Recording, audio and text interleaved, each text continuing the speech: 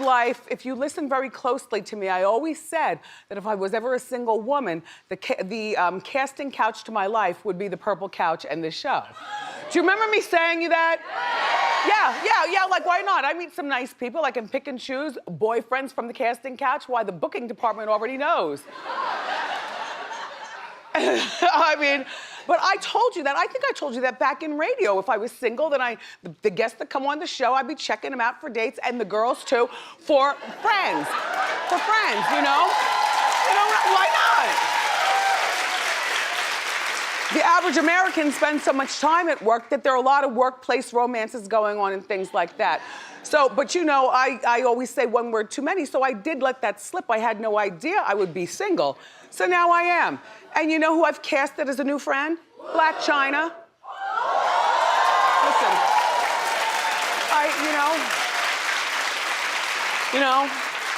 she really had an impact on me, and I think that she had one on you too. You know, I thought that she was one way, and you did also. You know, you see the butt and the beauty, and you know, you don't know her, but you know that she has 15 million Instagram followers, and you see the half-naked pictures and the pictures with men, and we just buy into it because we don't know, you know? And all we do here at Hot Topics are tell you the stories. And so the story, it just didn't match the person that I met yesterday, you know? Who I met, and I think who you saw, is a really sweet girl and a businesswoman.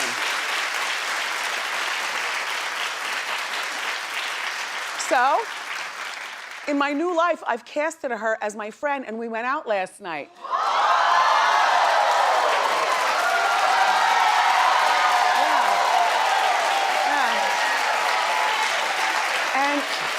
And I must tell you, you know, that world that they live in where they take, Chyna took like 500 pictures. She's like, lean, Wendy. Oh, wait. Okay, wait. Now, hold on. All right, let's lean this way. And she wasn't doing it in a Hollywood way. She was doing it in like the sweetest girl who seems to be in a career that she's got to do that, but she's so sweet. So we went out and we had a great time, and we went for dinner, actually, because I had to get up early this morning. So, you know, I hosted her, so I picked her up and dropped her off, and you know, in the crowd was her assistant. I took my son, my nephew. DJ Boof was taking the picture there.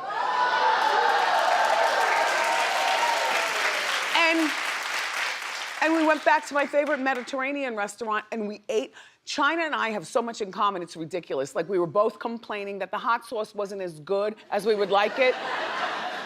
But that the lamb chops were so tender. We ordered the same thing, and she was like, oh my gosh, Wendy, you ordered lamb chops. Do you like hot sauce? I said, yes. I said, do you like mint jelly rather on your lamb chops? But they don't have it here. She said, yes. I mean, we had so much in common. It was like regular cool girl in common. Like the others rode in a truck behind us. It was me, Chyna, and a security in front of us, you know, in the front seat. But it was me and Chyna in the car. Just like I like Angela. You know? And there was so much more that I could have asked her yesterday that I forgot about, but I knew that we were going out last night, you know, because I said to her, do you want to change numbers? You know, because she was nervous. You know, she was nervous coming here, you know, she was shaking and everything, so I thought I'd have to be the one to break the ice, you know. So I said, do you want to change numbers? She said, yeah. I said, you want to go out tonight? She said, yeah. So we changed numbers and texting and all. She was late coming downstairs. She was upstairs filming a reality show. And you know, I don't want any parts of it. You know, I'm your back here friend, not your out there friend. And then Tyler Perry texts her while we were eating and asks us to come to the play tonight. But so, oh, come on. Boom. I know. Who am I? I know. You know who I am? Only the coolest mom and aunt in the world, because they were like Aunt Wendy and Mommy. Black Chyna. I know. Like, they're like, really? Wow.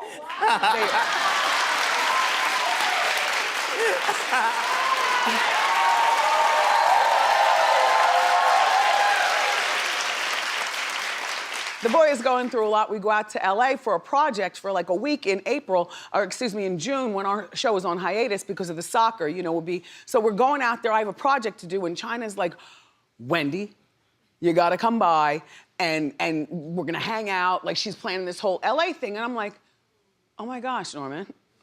So anyway, but we're not going out tonight because in actuality, she's younger than I am. My bones were creaking. You know what I'm saying?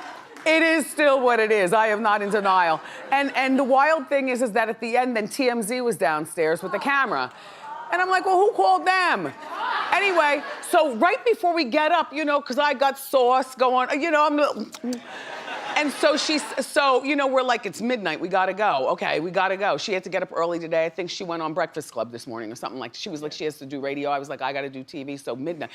At 1:15, I was like, come on, let's go. She said, all right, let's just wait 15 minutes. I was like, okay, cool, we'll wait 15 minutes, and we left. So she says, come on, let's put on our gloss and stuff, because they're probably downstairs waiting for us. I was like, oh, right, I forgot. She's like one of those girls who's, like, I feel like I'm gonna be her protector friend. Like not all in the ratchet, but just amongst the people looking like. Because there was this man in there, he said he played for the Jets. I don't know his name, but I can tell you this right now.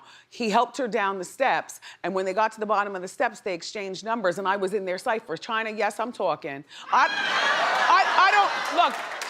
I don't know his name, so it doesn't even matter. And it's funny because this is what I said, that's my friend Chyna. This is while she's getting her phone ready to take his number and her take it, whatever they were doing. And I'm looking at him, I'm like, that's my friend Chyna. All of a sudden, I'm like feeling protected. In the meantime, I only met her like 5 hours ago on our show. But if I like you hard. You know what I mean? So I'm like, watch out. He said, that's all right, I got her, and I got a lot of money to spoil her. And I'm like, and I'm looking back at you all, mommy. I was feeling like mommy. Good morning, mommy. Hi, daddy. Look, I'm looking at him like, when do you leave town, Chyna? Okay, all right. So she goes, I'll call you when I get home, or I'll text you or something like that. I said, don't you dare, I'm going to sleep. I get home, I'm home. They dropped me off first, then they went back to where they were. And she called up, she says, are you home? Are you safe? I said, yup. Are you? She said, yup. She said, we had so much fun. I said, Chyna, gotta go. She's so cute. Thank you, Chyna. Yeah.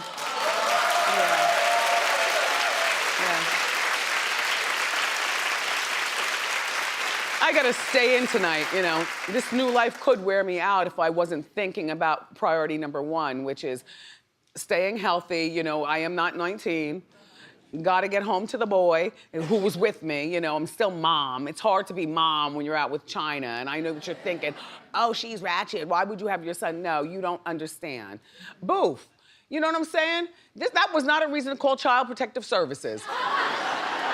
Right? We had a good old time. And I'm not going out tonight, Tyler. I'm sorry. Thank you for the invitation. I've got to moisturize and rest because on Saturday I'm going to a burlesque show.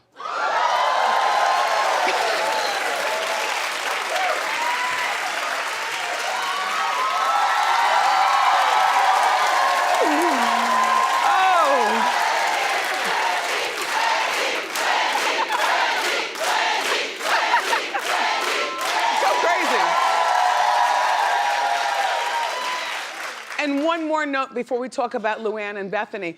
So when we get outside and TMZ is talking, they're talking, I don't know what they asked her, but the gentleman with the camera, he kept saying, oh, Wendy, you're out, you're having a good time, Chyna, blah, blah, blah, blah. And he's like, so what's your type, Wendy? What's your type? And I said to him, and as my son is now getting in the car, because now we're all in the same car and Boof is on his way home. They're getting in the car, I'm like, what's my type? My son is sitting there, I had to choose like a mom. I think I said, this is my type. I was talking to my son. I hope that they know what was my son. They don't think I'm dating an 18-year-old. I said, this is my type. But P.S., I don't have a type. I like them Indian and black and tall and short. I like them Asian. Just so you know, if you're looking for your role. So I did not see Housewives of New York last night, but the girls had a fight. Luanne de Lesseps, the Countess, who I love, I adore Countess, had a fight with Bethenny, who I now love because I've been forced to because of Jason. So Luanne invited the girls to a Halloween party where she performed her cabaret.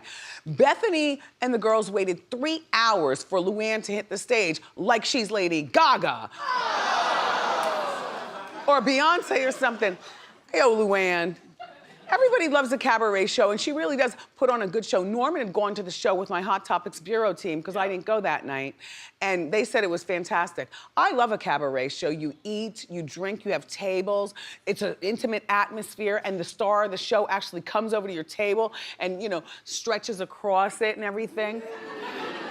You know, it's very personal. I love a cabaret show.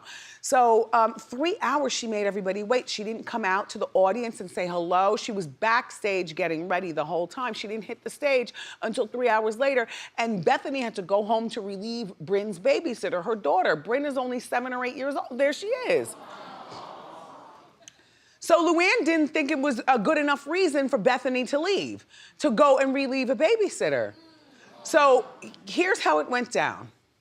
Oh, I didn't know when you were going to come on because you said 11. You emailed and said 11. It was 11:30. But then you were later than 11:30. Well, I mean, I was hoping you would stay, you know. I mean, I love you, but I'm there for 3 hours. I had to let my babysitter go. I imagine a child at 8 years old by 11:30 is sleeping. Right, but then guess what? Tomorrow's school. So I would like to watch her wake up. I moved the performance from midnight. I came. I know, I'm glad and you I left at 11:30. I came for 3.5 hours. Like, I don't think you're hearing me. No, you're doing your cabaret and your life, and I respect that, and I was there supporting that. No, I'm living my life, and you're not supporting it by saying to somebody to watch her daughter sleep. This is my life, the way that I'm living it right now. Guess what? Bethenny's right. You know? Bethenny is right with this one. It's very inconsiderate, but Luanne, although she's a mother, her kids are all grown, like grown. You know, and I think that Luanne was being, and Luanne, I love you, but I'm gonna call it the way I see it. You were being very insensitive. You know, you're newly single, like moi. And you're, no, look, and her kids are grown, like moi. So therefore, we have a whole different bon vivant about how we're gonna take on the city. And Bethenny is trapped with, you know, being single and still having to divide her time. Like, if you look at Bethenny's Instagram, she doesn't have pictures of Bryn on her Instagram like Jason's trying to accuse. You know, she's trying to make money hawking her products on Instagram, so you buy it so she can pay Jason's bills. And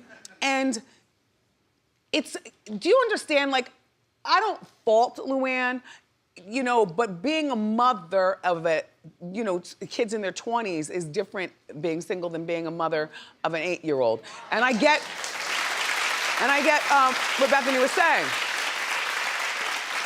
Bethenny can afford to have a live-in. Apparently, she does not have a live-in, which is to be applauded too. She's a real hands-on mother.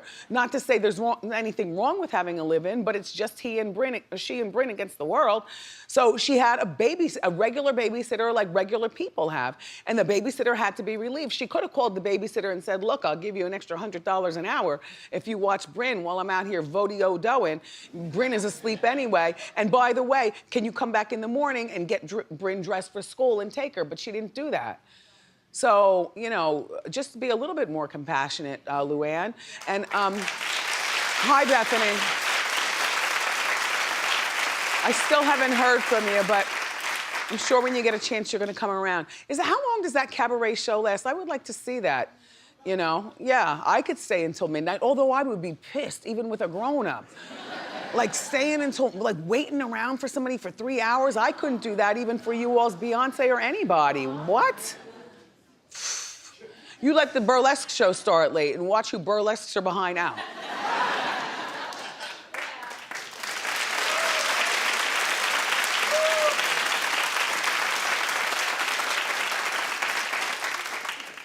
Do you know the trick that I do with my boobs that I'm not gonna do for you right now?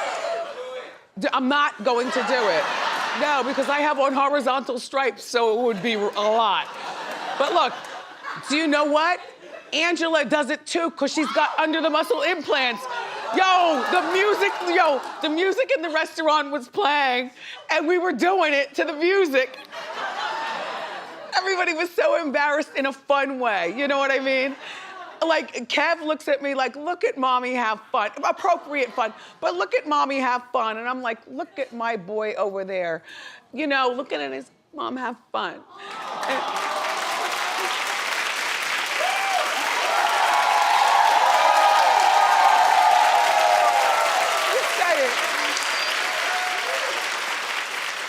I'm just saying. I'm not complaining or anything like that. I'm just saying, you know, it's just like nice. It's nice. Love you, Wendy. I love you more.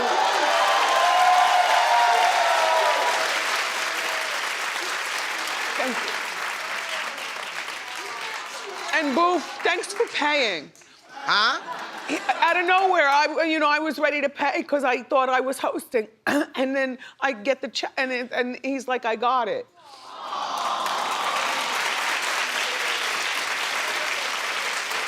I don't know how much we're paying him, but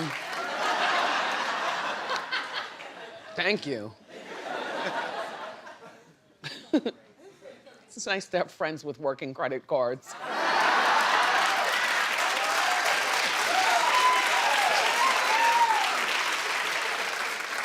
Sorry. Doggone it. Look, Michael Jackson's son, oh. And then Page 6 was writing today that my Talia Parkinson Jones is leaving here and she's gonna be working on the Tamron Hall talk show that comes on, I don't know, I think in the fall.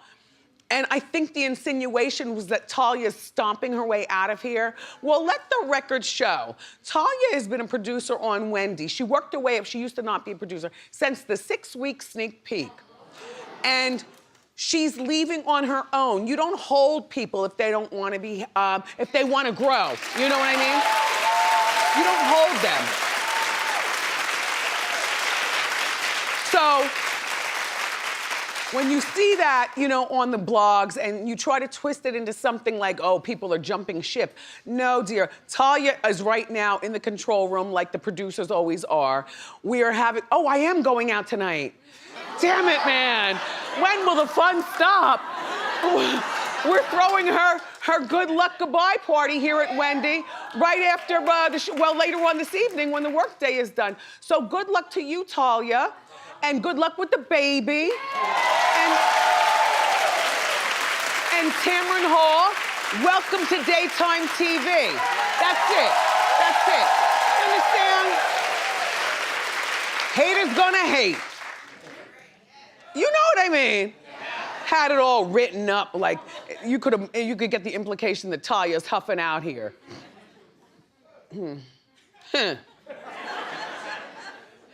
Why, this is the happiest place in the world. All right, look, stop. Look, I have to share something with you that is very, very important, and I am shocked that there's somebody new that I want to make friends with. No, not ooh. Totally not my type, and way too young. Blanket Jackson.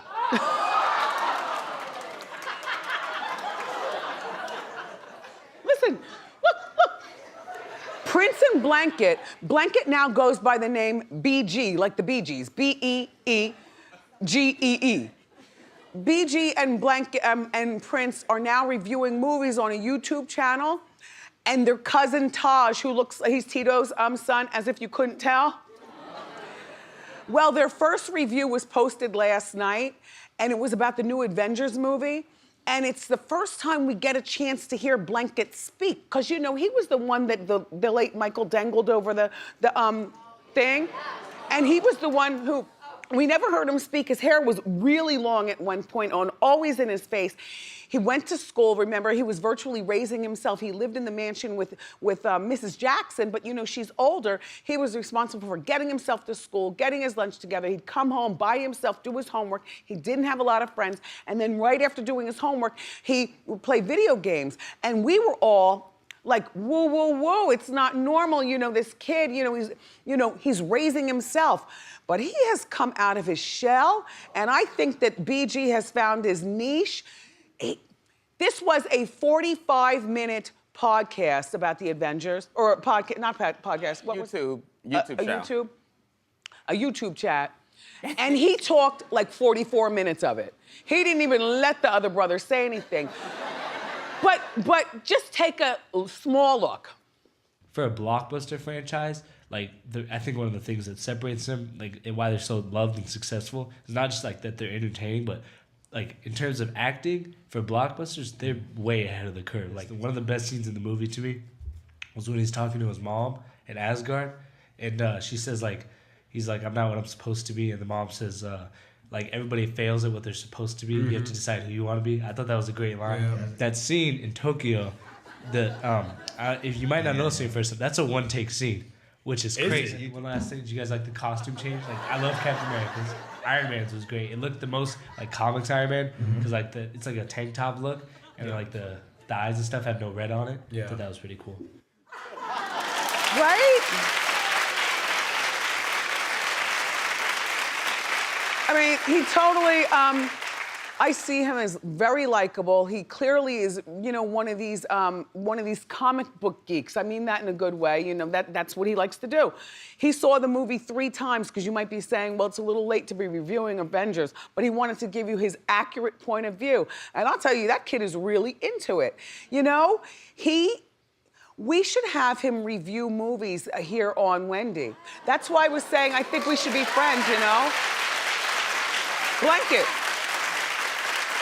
I like his delivery. I like his look. You know, he's good. Is he good at that, or is he good at that?